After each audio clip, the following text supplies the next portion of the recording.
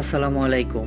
এই লোকটা স্টোরি দেখলে বুঝতে পারবেন প্রয়োজনীয় কোনো আবিষ্কারকে জন্ম দেয়। আসলে বন মেরু ক্যান্সারের কারণে এই লোকটার একটি পা হারাতে হয়েছিল। তারপরে সে জানতে পারে যে কৃত্রিম পা গুলো অনেক দামি হয়ে থাকে, যেগুলো কেনা তার পক্ষে সম্ভব ছিল না। যে কারণে লোকটা নিজেই সমস্যার সমাধান খোঁজার চেষ্টা করে। সে নিজেকে প্রশ্ন করা শুরু করে, আমি কি এই কৃত্রিম পা বাড়িতে বানাতে পারবো না? তবে লোকটা কাঠের কাজ খুব ভালো পারত, তাই সে একটা ডিজাইন তৈরি করে এবং সঠিক কাঠ এনে সেটাকে ধীরে ধীরে একটা পায়ের শেপ দিতে শুরু করে। তারপর একটা কাঠের ব্লককে ব্যবহার করে সে নিজের পায়ের পাতাটাও বানাতে শুরু করে। লোকটা কাঠকে যতটা সম্ভব নিজের পায়ের মতো করে বানানোর চেষ্টা করে। তার সাথে তাকে এটাও খেয়াল রাখতে হয় যেন তার কাঠের পাটা তার ওজন বহন করতে পারে, কারণ সে জানতো তার ছোট্ট একটা ভুলের জন্য তার হাঁটার স্টাইলটাও পাল্টে যেতে পারে। তবে পায়ের উপর যাতে বেশি প্রেসার না পড়ে সেই জন্য সে একটা সাইকেলের সাসপেনশন ব্যবহার করে, কারণ সে জানতো এটা তাকে উঁচু নিচু জায়গায় হাঁটতে সাহায্য করবে। অবশেষে যখন লোকটা পা ব্যবহার করছিল